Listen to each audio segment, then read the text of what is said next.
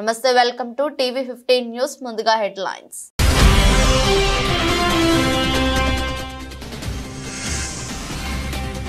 మా వైపు నిలబడండి ప్లీజ్, మోదీకి జెలెన్స్కీ విజ్ఞప్తి. భారత్ తటస్థంగా లేదని క్లారిటీ ఇచ్చిన ప్రధాని.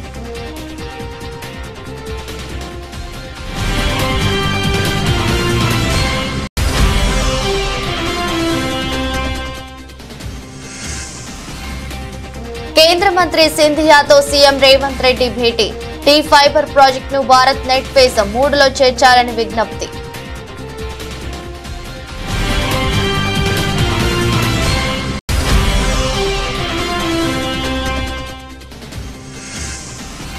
అచ్యుతాపురం సెస్ ప్రమాద బాధితులను పరామర్శించిన జగన్. ప్రమాదం పగలు జరిగినా ప్రభుత్వం నిర్లక్ష్యంగా వ్యవహరించిందని విమర్శ.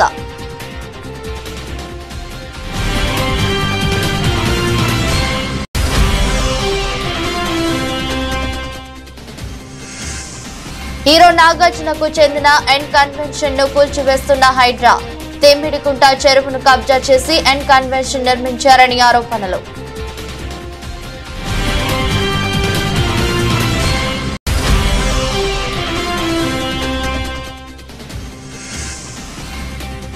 క్రికెట్ కు రిటైర్మెంట్ ప్రకటించిన శిఖర్ ధావన్.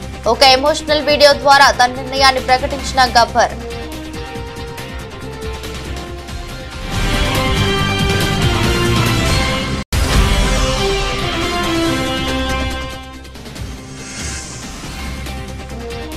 బంగారం వెండి కొనుగోలు చేయాలనుకునే వారికి శుభవార్త.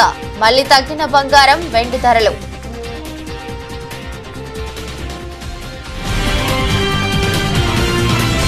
ఉక్రెయిన్ సార్వభౌమత్యం కాపాడుకోవడానికి పోరాడుతున్న తమకు భారత్ అండగా నిలబడాలని ఆ దేశ ప్రెసిడెంట్ వొలోదిమిర్ జెలెన్స్కీ భారత ప్రధాని నరేంద్ర మోదీకి విజ్ఞప్తి చేశారు. తటస్థంగా ఉండొద్దని కోరారు. దీనిపై ప్రధాని మోదీ స్పందిస్తూ భారత్ ఎల్లప్పుడూ శాంతి వైపే నిలబడుతుందని హామీ ఇచ్చారు. ఉక్రెయిన్ రష్యా యుద్ధంలో తాము తటస్థంగా లేమని వివరించారు. యుద్ధాన్ని నిలవరించేందుకు ఎలాంటి సాయానికైనా తాను ముందుంటానని ఈ సందర్భంగా మోదీ పేర్కొన్నారు. ఉక్రెయిన్ పర్యటనలో భాగంగా కీవ్ తో మోదీ స్వాగతించిన జెలెన్స్కీ కన్నీటి పర్యంతం కాగా తానున్నామంటూ మోదీ ధైర్యం చెప్పారు. యుద్ధం కారణంగా చనిపోయిన చిన్నారుల ఫోటోలు చూస్తూ జెలెన్స్కీని హత్తుకొని మోదీ భావోద్వేగానికి లోనయ్యారు. అనంతరం జెలెన్స్కీతో ద్వైపాక్షిక చర్చలు జరిపారు. యుద్ధాన్ని ఆపేందుకు తీసుకోవాల్సిన చర్యలపై ఇరువురు చర్చించుకున్నారు. భారతదేశం నుంచి తీసుకెళ్లిన మందులు, వైద్య పరికరాలను మోదీ ఉక్రెయిన్ ప్రెసిడెంట్ కు అందజేశారు. కేంద్ర టెలికాం శాఖ మంత్రి జ్యోతిరాదిత్య సింధియాను తెలంగాణ ముఖ్యమంత్రి రేవంత్ రెడ్డి కలిశారు. ఉప ముఖ్యమంత్రి మల్లు భట్టి విక్రమార్క, మంత్రి జూపల్లి కృష్ణారావుతో కలిసి కేంద్ర మంత్రిని కలిశారు. టీ ఫైబర్ ప్రాజెక్టును భారత్ నెట్ ఫేజ్ 3లో చేర్చాలని వారు కేంద్ర మంత్రిని కోరారు. ఇందుకు సంబంధించి సమర్పించిన డిపిఆర్ ను ఆమోదించాలని కోరారు. కేంద్ర మంత్రితో సీఎం, ఉప ముఖ్యమంత్రి కాసేపు చర్చలు జరిపారు. తెలంగాణ ప్రాంతంలోని గ్రామాలు, మండలాలకు నెట్వర్క్ కల్పించడమే టీ ఫైబర్ లక్ష్యమని ఈ సందర్భంగా సీఎం కేంద్ర మంత్రికి తెలిపారు. 65,000 ప్రభుత్వ సంస్థలకు G2G, G2C సేవలు అందించడమే తమ లక్ష్యమన్నారు. గ్రామీణ ప్రాంతాల్లో 63 లక్షల ఇళ్లకు ఇంటర్నెట్ సౌకర్యం కల్పిస్తామని చెప్పారు. బిఆర్ అంబేద్కర్ కోనసీమ జిల్లా కొత్తపేట మండలంలోని వానపల్లిలో జరిగిన గ్రామ సభలో సీఎం చంద్రబాబు పాల్గొని మాట్లాడారు. పెట్టుబడి తగ్గించి ఆదాయం పెరిగేలా రైతులు వినూత్న ఆలోచనలతో ముందుకు వెళ్లాలని సీఎం చంద్రబాబు పిలుపునిచ్చారు. ఇందులో భాగంగా పెట్టుబడిని తగ్గించే, ప్రకృతి సేద్యం చేసేలా ప్రోత్సహిస్తాం. రాష్ట్రంలో వర్షాలు పడటం శుభసూచకం. రాబోయే రోజుల్లో కరువు అనేది రాదు. ఇక్కడే పోలవరం ప్రాజెక్టు ఉంది. వీలైనంత త్వరలో దాన్ని పూర్తి చేసి గోదావరి జిల్లాల ప్రజలకు 3 పంటలకు నీళ్లనిస్తామని స్పష్టం చేశారు. ఈ రోజు రోడ్లు చూశారు. 5 సంవత్సరాల్లో ఒక్క పైసా డబ్బులు ఖర్చు పెట్టకుండా అన్ని రోడ్లు గోతులు పడ్డాయి. ఇప్పుడు గోతులను చూస్తామంటే ఏం చేయాలని అర్థం కావడం లేదు. భయంకరంగా దానికి డబ్బులు లేని పరిస్థితి వచ్చింది. 10 లక్షల కోట్ల రూపాయలు అప్పులతో ప్రారంభించాం. జీతాలు కూడా ఇవ్వలేని పరిస్థితి. కనీసం పేదవాడికి పింఛన్ ఇవ్వలేని పరిస్థితి. కానీ మనసుంది ఈ ప్రభుత్వానికి. అదే సమయంలో మీరు ఒక మంచి నిర్ణయం చేశారు. ఆ నిర్ణయం 21 మందిని ఎంపీలు గెలిపించారు ఎన్డీఏకి. ఆ 21 మంది కేంద్రంలో కూడా మన సహకారం కీలకమయ్యే పరిస్థితి వచ్చింది. ఎన్డీఏలను ఉన్నాం. మీరిచ్చిన గుర్తింపు మీ సమిక్షేమానికి ఉపయోగించాలని, ఈ రాష్ట్ర అభివృద్ధి కోసం ఉపయోగించాలని ముందుకు పోతున్నాం. అందుకే ఇవన్నీ కూడా ఒక నిర్దిష్టమైన కార్యక్రమాలతో ఈరోజు ఒక దీనికోసం ముందుకు పోయే పరిస్థితికి వచ్చాం. అచ్యుతాపురం సెస్ లోని ఎసెన్షియా ఫార్మా కంపెనీ ప్రమాద బాధితులను వైసీపీ అధినేత జగన్ పరామర్శించారు. ఉషా ప్రైమ్ ఆసుపత్రిలో చికిత్స పొందుతున్న క్షతగాత్రులతో మాట్లాడారు. వాళ్ళ ఆరోగ్య పరిస్థితి ఎలా ఉందో వైద్యులను అడిగి తెలుసుకున్నారు. మెరుగైన వైద్యం అందించాలని డాక్టర్లకు సూచించారు. అనంతరం మీడియాతో జగన్ మాట్లాడుతూ అచ్యుతాపురం ఘటన బాధాకరమని చెప్పారు. ఫార్మా కంపెనీలో పట్టపగలు ప్రమాదం జరిగినా ప్రభుత్వం నిర్లక్ష్యంగా వ్యవహరించిందని విమర్శించారు. కార్మిక శాఖ మంత్రి దగ్గర కూడా వివరాలు లేవని అన్నారు. ప్రమాదంలో ఎంతమంది చనిపోయారో తెలియదని చెప్పారు. బాధితులకు, మృతుల కుటుంబాలకు పరిహారాన్ని వెంటనే ఇవ్వాలని జగన్ డిమాండ్ చేశారు. పరిహారం ఇవ్వకపోతే తానే వచ్చి స్వయంగా ధర్నా చేస్తానని హెచ్చరించారు. బాధితులకు తాను అండగా ఉంటానని చెప్పారు. నేను ఇవాళ ఇప్పటికైనా ఒకటే మాట చెప్తా ఉన్నా, చంద్రబాబు నాయుడుకి ఇదే మాట చెప్తా ఉన్నా.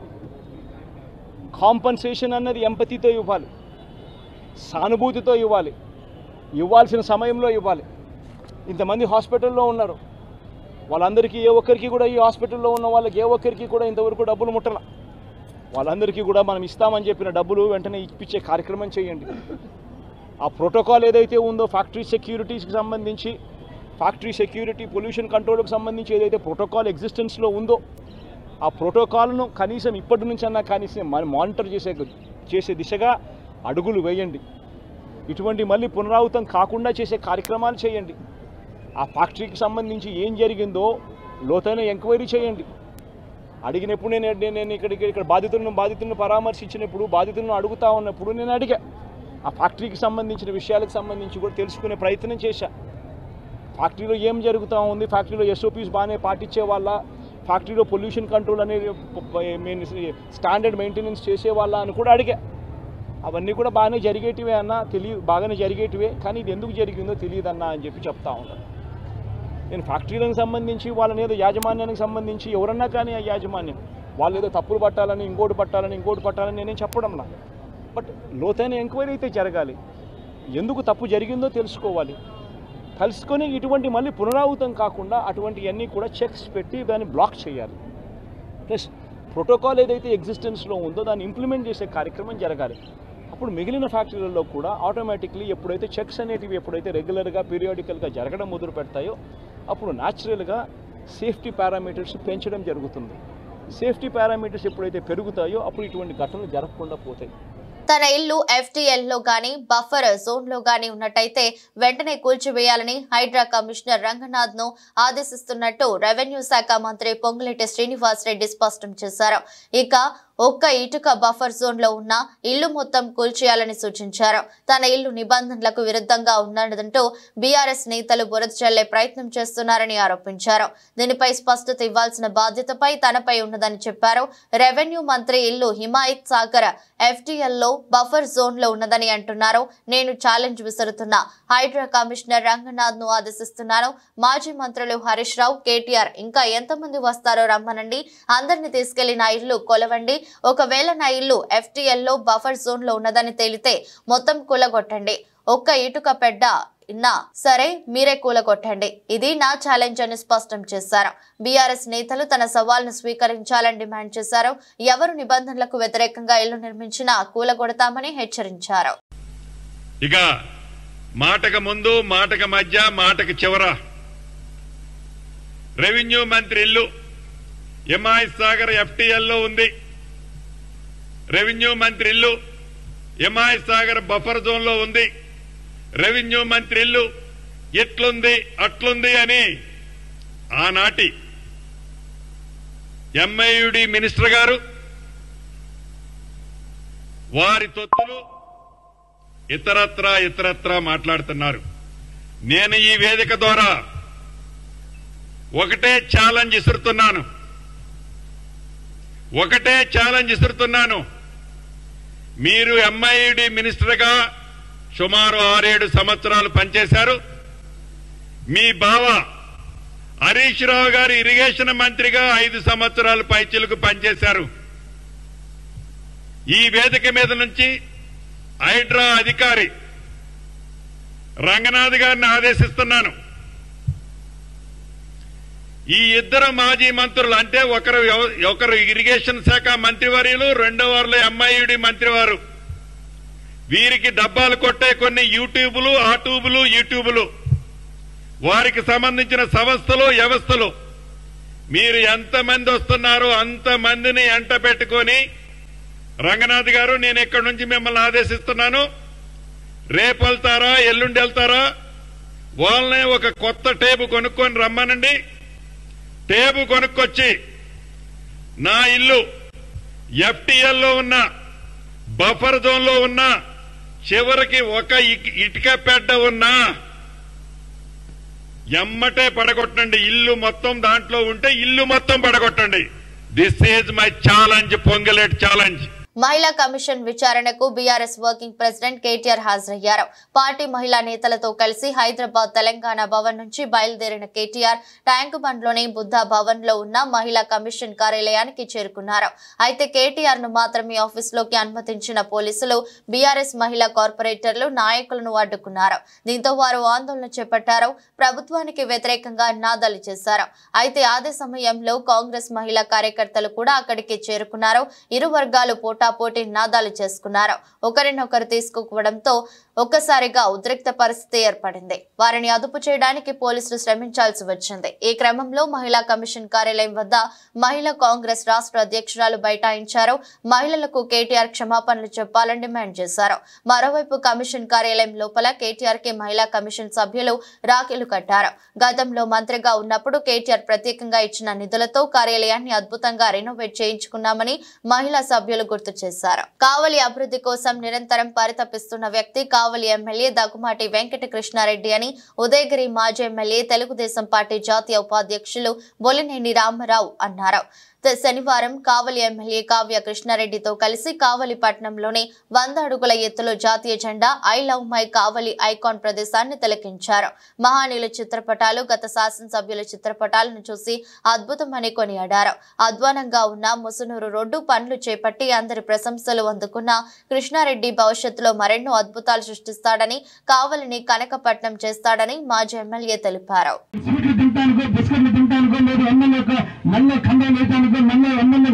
కప్పడం కాదు ముఖ్యమంత్రి, మీకు కావాల్సింది మీ ముందుకు వచ్చాం, మీరు అడగడం నేర్చుకోవాలి. ఇక్కడ ఎవరు ఫీల్ గారు ఇటువంటి మౌలిక సదుపాయాలన్నీ కూడా సభ దృష్టికి తీసుకొచ్చి మీ గ్రామం అంటే ఈ రోజు ఈ రికార్డులో పొందుపరిచినటువంటి విషయాన్ని వాళ్ళు ప్రభుత్వానికి తెలియజేస్తారు. వాళ్ళ దగ్గర ఉంటుంది. నేను వాళ్ళ ద్వారా కూడా ఎమ్మెల్యేగా నేను కూడా కాపీ తీసి పెట్టుకుని వీటన్నిటిని కూడా సంవత్సర కాలంలో పూర్తి చేసేదానికి వీలైనంత వరకు కూడా ప్రయత్నం చేయడానికి అవకాశం ఉంటుంది. ఇంకా అదేవిధంగా 4వ అంశం, మీ వ్యక్తిగతంగా మీ ఇక్కడ చామ వేస్తున్నారు, లేదంటే ఇక్కడ పూల తోటలు వేస్తున్నారు, ఇక్కడ ఇంకా రకరకాల కూరగాయలు వేస్తున్నారు. మీరందరూ కూడా స్ప్రింక్లర్స్ కావాలి, మీకు కావాల్సినట్టు తిప్పల సేద్యం ఇక్కడ నడుస్తుంది, లేదంటే ఇంకా రకరకాల వ్యవసాయాలు చేస్తున్నారు. వాటికి సంబంధించినటువంటి వ్యక్తిగతాలు నేను మామిడి తోట వేస్తా, ఆ గుంట తోటానికి ఖర్చు కావాలా, ఖర్చు ఉన్నారు చేసిన వాళ్ళు డబ్బులు ఇస్తారు, నేను చోట డబ్బులు మనకు మిగులుతుంది. అందుకని ఇటువంటి సౌకర్యాలను కల్పించేందుకు ఈరోజు రాష్ట్ర ప్రభుత్వం తీసుకున్న కార్యక్రమం ఇది. కాబట్టి దీన్ని సద్వినియోగం చేసుకోండి. ఏదో రామకృష్ణ, లేదంటే రంగారావు, లేదా ఇంకొక తాతయ్య, ఇంకొక ఆయన కాదు, రవీంద్ర కాదు, అందరూ ఆలోచించండి. మీ గ్రామ అభివృద్ధి కోసం మీరు అడగండి, అడిగి చేపించుకోండి అని చెప్పి సందర్భంగా మిమ్మల్ని అందరూ కూడా కోరుకుంటూ, గంట కాదు 2 గంటల అధికారులు ఇక్కడ కూర్చుంటారు, వాళ్ళందరినీ మనకు సేవ చేయడానికి. రైతులకు ఇచ్చిన హామీ మేరకు ముఖ్యమంత్రి రేవంత్ రెడ్డి 2 లక్షల రుణమాఫీ చేస్తున్నారని, ఏవైనా సాంకేతిక కారణాల వల్ల రుణమాఫీ కాని రైతులు ఆందోళన చెందవద్దని కాంగ్రెస్ పార్టీ నాయకులు తెలిపారు. మెదక్ జిల్లా వెల్దుర్తి మండల కేంద్రంలో కాంగ్రెస్ పార్టీ నాయకులు మీడియా సమావేశం నిర్వహించారు. 10 సంవత్సరాలు పాలించిన బీఆర్ఎస్ పార్టీ రైతులకు చేసిందేమీ లేదని విమర్శించారు. రుణమాఫీ చేస్తున్న ముఖ్యమంత్రిపై దుమ్మెత్తిపోయడం సబబు కాదని హెచ్చరించారు. ఏదైతే మీరు ధర్నాకు దిగినరో మీరు గుండెల మీద చేసుకొని మాట్లాడాలి. 10 సంవత్సరాలు అవుతుంది మీ గవర్నమెంట్లో మీరు ఉన్నారు, రుణమాఫీ చేసే తెలివి లేదు. కేజీ టు పీజీ అన్నారు, ఇచ్చిర్రా? ఆ తెలివి లేదు. దళిత బంధు అంటివి, ఏదో ఒకళ్ళిద్దరు చూపిస్తే ఆశ పెడితే కథం చేస్తే. గిరిజన బంధు అంటివి, ఏమన్నా ఇచ్చినావా?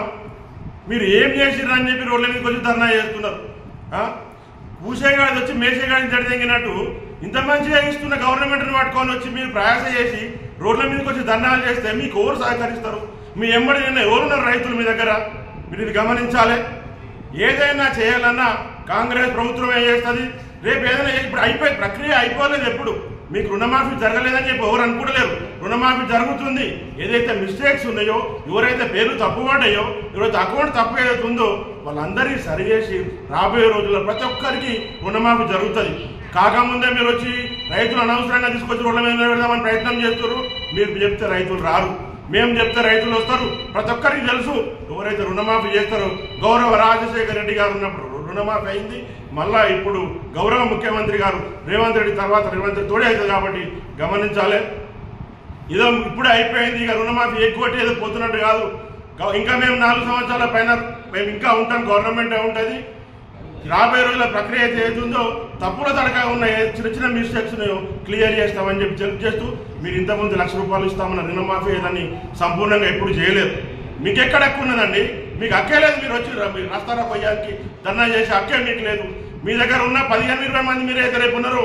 అన్ని తెల్లబడ్డలో ఉన్నారు కానీ ఎవరల్లా రైతులు లేరు. సరే గృహజ్యోతి అని చెప్పారు. ఇంకోటి గ్యాస్ సిలిండర్ల డబ్బులు రాలేవనేది చెప్తున్నారు. అది తప్పు. 99 మందికి వచ్చినాయి. ఏదైనా ఒకటి మిస్టేక్ అయి ఉండొచ్చు అందులో. అది కూడా దాని విషయం దాన్ని పెద్ద చేసి పెట్టే అవసరం లేదు. ఏదైనా సరే పేరు, అకౌంట్ నంబరు అట్లాంటి చిన్న చిన్న తప్పులునే తప్పితే మిగతా ఎలాంటి తప్పులు ఉన్నాయి. కావాల్సి గవర్నమెంట్ చేసి మోసం చేసేది లేదు. అందరికీ తెలుసు.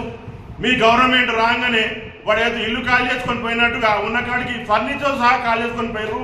ఆర్థిక సంక్షోభం ఉన్నా కానీ ప్రతి ఒక్క సంక్షేమ పథకాలు అందే విధంగా కృషి చేస్తున్నారు. చిత్తూరు జిల్లా శాంతిపురం మండలంలోని తోపుచేను గ్రామంలో జూన్ 6వ తేదీన షర్మిల ఇంట్లోకి రాత్రిపూట చొరబడిన 5 మందిని అరెస్ట్ చేసినట్లు డీఎస్పీ పార్థసారథి తెలిపారు. ఆయన మాట్లాడుతూ ఇంట్లో ఒంటరిగా ఉన్న షర్మిలను చేతులు కాళ్లు కట్టి ఆమెను బంధించి మెడలోని చైన్ మరియు హోండా డియో ద్విచక్ర వాహనాన్ని చోరీ చేశారని తెలిపారు. మహిళ అరవడంతో తన కొడుకు ఇంటిపై నుంచి కిందకి రావడంతో దోపిడీకి పాల్పడిన వారు పరారయ్యారన్నారు. షర్మిల ఇచ్చిన ఫిర్యాదు మేరకు కేసు నమోదు చేసి దర్యాప్తు చేపట్టామన్నారు. చోరీ కేసును ఛేదించేందుకు కుప్పం రూరల్ సీఐ మల్లేష్ యాదవ్ ఆధ్వర్యంలో ప్రత్యేక టీంలను ఏర్పాటు చేసి దొంగతనానికి పాల్పడిన 5 మందిని అరెస్ట్ చేశామన్నారు. నిందితుల వద్ద నుండి చోరీకి గురైన బంగారు చైను మరియు ద్విచక్ర వాహనాన్ని స్వాధీనం చేసుకున్నామని తెలిపారు. ఒంటరిగా ఉన్న మహిళలు కానీ ఎవరైనా ఒంటరి వ్యక్తులు ఇలాగా ఇంట్లో ఒంటరిగా ఉన్నప్పుడు తగిన జాగ్రత్తలు తీసుకోండి. ఎవరైనా అర్ధరాత్రి పూట్ల ఎవరైనా వచ్చి తలుపు కొట్టడం అటువంటివి చేసినప్పుడు కనీస జాగ్రత్తలు తీసుకొని అసలు ఎవరు వచ్చారు ఏమిటి అని కిటికీ గుండా చూసి లేదా ఇంకొక విధంగా తెలుసుకొని తలుపు తీయడం ఉత్తమం. ఇక్కడ కంప్లైంట్ షర్మిల గారు కూడా ఎవరో తెలిసిన వాళ్ళు వచ్చారు కొడుతున్నారని చెప్పేసి ఒక 5 minutes తర్వాత ఆవిడ తీయడంతో తలుపు తీయడంతో వీళ్ళు లోపలికి జొరబడి ఈ అఫెన్స్ చేశారు. కాబట్టి ఒంటరిగా ఉండే వాళ్ళు తమ జాగ్రత్తలు తీసుకోవాల్సిందిగా. అలాగే వీళ్ళు ఆ అఫెన్స్ చేసేటప్పుడు సాయంత్రం నుంచి ఆ చుట్టుపక్కల తిరిగారు, రెక్కి చేశారు. ఆవిడ ఒంటరిగా ఉంటుంది అని తెలుసుకున్నారు వాళ్ళు. కానీ వాళ్ళకి తెలియదు అబ్బాయి కూడా ఉన్నాడని, మిద్ద మీద నిద్రపోతున్నాడు అని తెలుసుకోలేదు. కాబట్టి ఇటువంటి వాళ్ళు మన విలేజ్లలో కానీ చుట్టుపక్కల ఇళ్ళ కాడ కానీ ఎవరైనా కొత్త వ్యక్తులు తిరుగుతుంటే కొంత అటువంటి ఇన్ఫర్మేషన్ ఇమీడియట్గా పోలీసు వాళ్ళకి తెలియజేయడం, కాల్ చేయడం అవి చేస్తే మనము దాన్ని ప్రివెంట్ చేయడానికి ఆస్కారం ఉంటుంది. అలాగే ఎవరైనా ఇంటి నుంచి ఏదైనా ఉత్సవాలకు వెళ్ళినప్పుడు కానీ పండుగలకు బయటికి వెళ్ళినప్పుడు కానీ ఇంట్లో లాక్ చేసినప్పుడు ఆ నియర్ బై పోలీస్ స్టేషన్స్లో మేము ఇట్లా ఊరికి వెళ్తున్నాం సార్, కొద్ది దాని మీద దృష్టి పెట్టండి అంటే రెగ్యులర్గా మనం బీట్స్ వేస్తుంటాము. నైట్ అంతా కూడా బీట్ కానిస్టేబుల్స్ ఆఫీసర్స్ తిరుగుతుంటారు. వాళ్ళు ప్రత్యేకంగా ఆ ఇంటి మీద దృష్టి పెట్టే అవకాశం మాకు ఉంటుంది. ఆ తాళం వేసిన ఇంటి మీద ముందు చెప్పగలిగితే మనకి ఇవన్నీ చేయగలము. కాబట్టి దయచేసి ప్రజలందరూ కూడా ఇటువంటి ప్రికాషనరీ మెజర్స్ తీసుకొని వాళ్ళు ఊరికి వెళ్ళాలనుకున్నప్పుడు తాళం వేసిన ఇల్లు ఖచ్చితంగా నియర్ బై పోలీస్ స్టేషన్లో ఇన్ఫార్మ్ చేసి వెళ్ళవలసిన కోరుతున్నాం. నార్కటిక్ డ్రగ్స్ టెస్టింగ్ మిషన్ల ద్వారా యువకుల వాహనాలు తనిఖీ చేపట్టినట్టు గజ్వేల్ ఇన్స్పెక్టర్ సైదా తెలిపారు. సిద్దిపేట జిల్లా గజ్వేల్లో నార్కటిక్ డ్రగ్స్ టెస్టింగ్ మిషన్ ద్వారా తనిఖీలు నిర్వహించారు. ఈ సందర్భంగా మాట్లాడుతూ అనుమానం ఉన్న వ్యక్తులను నార్కోటిక్ డ్రగ్స్ టెస్టింగ్ మిషన్ల ద్వారా పరిశీలించడం జరుగుతుందన్నారు. వాహనాల తనిఖీల్లో భాగంగా నార్కోటిక్ టెస్టులపైన యువతకు అవగాహన సదస్సు నిర్వహించనున్నట్టు పేర్కొన్నారు. పిల్లలు యువకుల్లో ఏదైనా మార్పులు వస్తే తల్లిదండ్రులు వెంటనే పోలీసులు సంప్రదించాలని కోరారు. ఇది ఈ అబ్బాయిపై అనుమానం ఉన్నందుకు గాను చేశాము. ఇందులో ఒకవేళ ఇతను కనుక గాంజా కనుక తాగినట్లయితే ఏదన్నా మత్తు పదార్థం ఎటువంటిది ఏమైనా కానీ ఏ టైప్ ఆఫ్ డ్రగ్స్ అనే ఉండొచ్చు, అవి కనుక తాగితే ఆటోమేటిక్గా మాకు సంబంధించిన కలర్స్ వచ్చేస్తాయి. ఎన్ని టైప్స్ ఆఫ్ డ్రగ్స్, దాదాపుగా దానికి 8 రకాలుగా డ్రగ్స్ ఉన్నాయన్నీ. ఏం తాగినా కానీ దీంట్లో మార్క్స్ వస్తాయి. ఏదైనా తాగలేదు, ఇది మాకు వచ్చే అనుమానం, మాకు వచ్చిన ఇన్ఫర్మేషన్ రాంగ్, ఇది కరెక్ట్ కాదు. ఒకవేళ ఇలా తాగినట్లు ఎవరైనా ఉన్నట్లయితే ఇమీడియట్గా మేము చట్టపరంగా ఏ విధంగా ఉంటే ఆ విధంగా శిక్ష అర్హుల అవకాశం ఉంది. దయచేసి మీరు మా ఈరోజు తాగాను కదా, తాగిన తర్వాత నాకేం కాదులే అనుకుంటారు. అది దాదాపుగా 5 to 6 days 10 days వరకు ఎప్పుడు తాగినా కానీ 10 days వరకు మన యూరిన్లో మన బ్లడ్లో ఉండడానికి అవకాశం ఉంటుంది. కాబట్టి ఇటువంటి వాటికి ఎవరు అలవాటు పడకుండా ఉండాలి, ఎవరు అలాంటివి చేయొద్దు. కొత్తగా లేటెస్ట్ వచ్చిన టెక్నిక్స్ అవన్నీ ఆటోమేటిక్ ఈరోజు కూడా వేరే చోట్ల అన్ని చోట్ల చేస్తున్నాము. కాబట్టి దయచేసి ఇక్కడున్న యువకులకు అందరికీ మేము తెలియజేస్తున్నాం, కొంచెం అనుమానితులు ఎవరున్నా కానీ ఏదైనా చేస్తున్నట్టుగా, ఏదైనా మత్తు పదార్థం తాగుతున్నట్టుగా ఏమైనా తెలిస్తే ఇమీడియట్గా అన్ని చోట్ల గజ్వేల్లో అన్ని టీ పాయింట్స్ దగ్గర మాకు అనుమానితంగా ఉన్న అది హాట్స్పాట్ కొన్ని ఏరియాలో కొంతమంది గాంజా తాగుతున్నారు, వేరే దగ్గర అన్వాంటెడ్ ఇన్ఫ్లుయెన్స్ ఏదైనా అవ్వడానికి అవకాశం ఉందని ఎక్కడెక్కడ తెలుస్తున్నాయి ఆ ఏరియాకి వెళ్ళి సడన్గా మాకు ముందస్తు సమాచారం మేరకు మేము వస్తున్నాం. అందులో భాగంగానే ఈ అబ్బాయి గురించి కొంచెం అనుమానంగా ఉన్నందుకు మాకు వేరే వాళ్ళ ఇన్ఫర్మేషన్ వచ్చాము. మేము చెక్ చేస్తున్నాం. దీంట్లో అంతకుముందు బ్లడ్ శాంపుల్ తీయటము, హాస్పిటల్కి పంపించడము, హాస్పిటల్కి పంపించిన తర్వాత బ్లడ్ శాంపుల్ తీసుకొని ఫోరెన్సిక్ సైన్స్ ల్యాబొరేటరీకి పంపించడం అన్నీ చేసేటోళ్ళు. మాజీ MLA Pinnelli Ramakrishna Reddy Nellore central jail నుంచి బెయిల్పై విడుదలయ్యారు. కొంతకాలంగా పలు కేసుల్లో పిన్నెల్లి రిమాండ్ ఖైదీగా ఉన్నారు. పలు కండిషన్లతో ఏపీ హైకోర్టు ఆయనకు బెయిల్ మంజూరు చేసింది. జైల్లో నుంచి బయటకు వచ్చిన వెంటనే పిన్నెల్లి కారులో మాచర్లకి బయలుదేరి వెళ్లారు. పిన్నెల్లిని పరామర్శించేందుకు మాజీ మంత్రులు కాకాని గోవర్ధన్ రెడ్డి, అనిల్ కుమార్ జైలు వద్దకు వెళ్లారు. నిన్ననే పిన్నెల్లికి బెయిల్ మంజూరైంది. పిన్నెల్లి విడుదల నేపథ్యంలో స్థానిక పోలీసులు జైలు వద్దకు చేరుకుంటున్నారు. నర్సరావుపేట పోలీస్ బృందాలు నిన్ననే నెల్లూరుకు చేరుకున్నారు. జైలు వద్ద ఎలాంటి అవాంఛనీయ సంఘటనలు జరగకుండా పటిష్ట భద్రతను ఏర్పాటు చేశారు.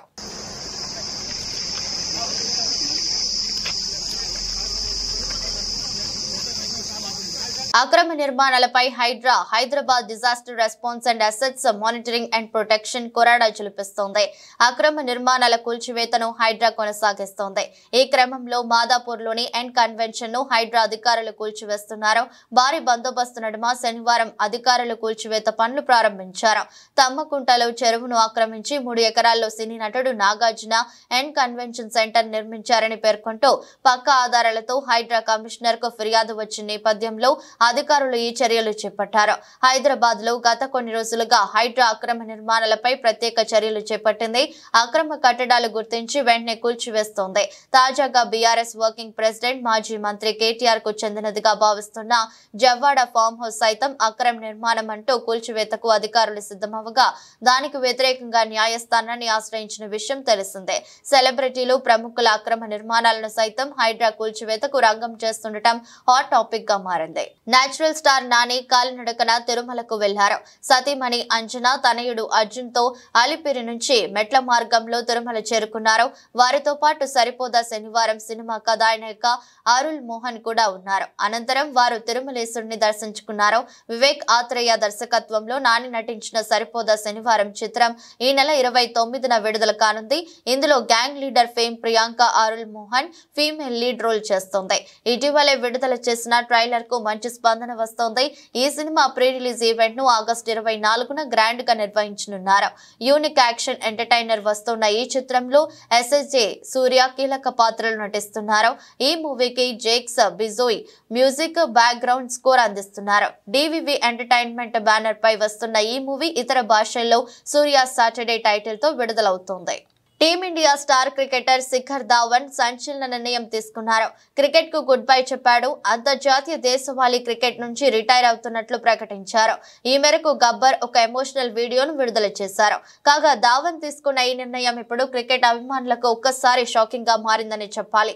అయితే యువ క్రికెటర్ల రాకతో చాలా కాలంగా గబ్బర్ కు టీమిండియాలో చోటు దక్కని విషయం తెలిసిందే. ఈ నేపథ్యంలోనే అంతర్జాతీయ క్రికెట్ కు వీడ్కోలు పలుకుతాడని ప్రచారం జరిగింది. అనుకున్నట్టే ఇప్పుడు తన నిర్ణయాన్ని ప్రకటించాడో, భారత్ కోసం ఆడాలని ఎంతో కష్టపడ్డాను, తప్పించాను. అది సాకారమైంది. ఈ ప్రయాణంలో నాకు ఎంతో మంది అండగా నిలిచారు. నా కుటుంబం, చిన్ననాటి కోచ్, ఇంకా పలువురి వల్ల ఈ స్థాయికి వచ్చాను. దేశం తరపున ఆడినందుకు ఎంతో గర్వంగా, ఆనందంగా ఉంది.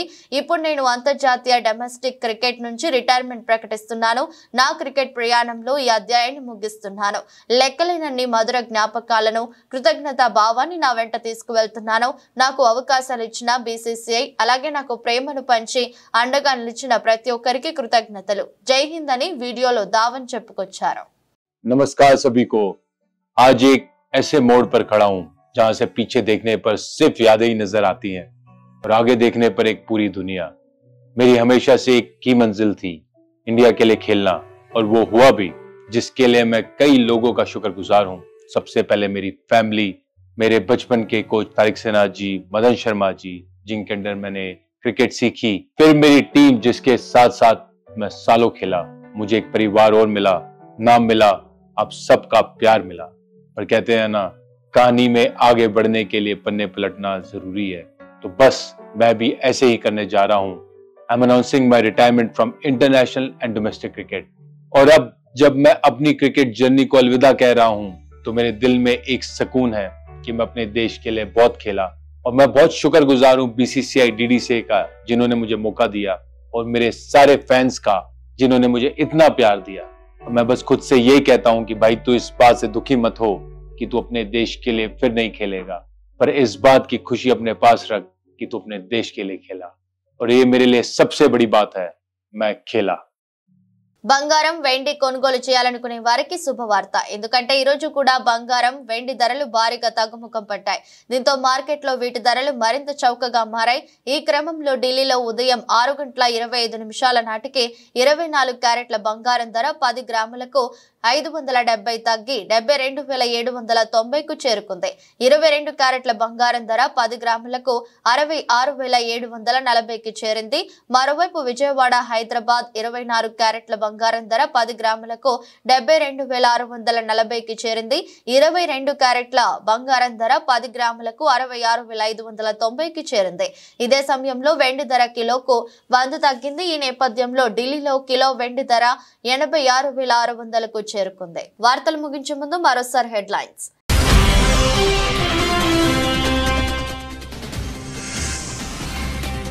మా వైపు నిలబడండి ప్లీజ్, మోదీకి జెలెన్స్కీ విజ్ఞప్తి. భారత్ తటస్థంగా లేదని క్లారిటీ ఇచ్చిన ప్రధాని.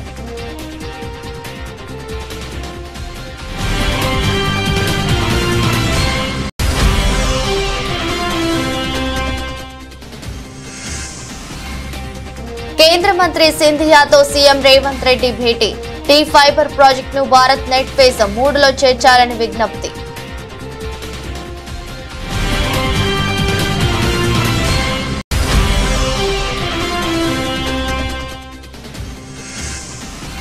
అచ్యుతాపురం సెస్ ప్రమాద బాధితులను పరామర్శించిన జగన్. ప్రమాదం పగలు జరిగినా ప్రభుత్వం నిర్లక్ష్యంగా వ్యవహరించిందని విమర్శ.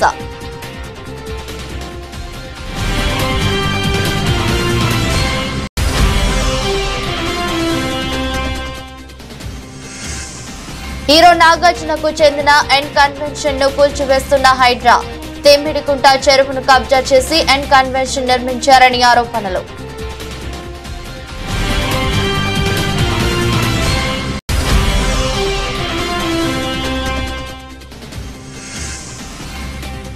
క్రికెట్ కు రిటైర్మెంట్ ప్రకటించిన శిఖర్ ధావన్. ఒక ఎమోషనల్ వీడియో ద్వారా తన నిర్ణయాన్ని ప్రకటించిన గబ్బర్.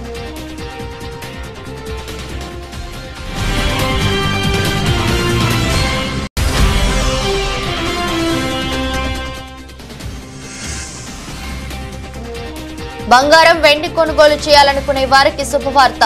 మళ్లీ తగ్గిన బంగారం, వెండి ధరలు.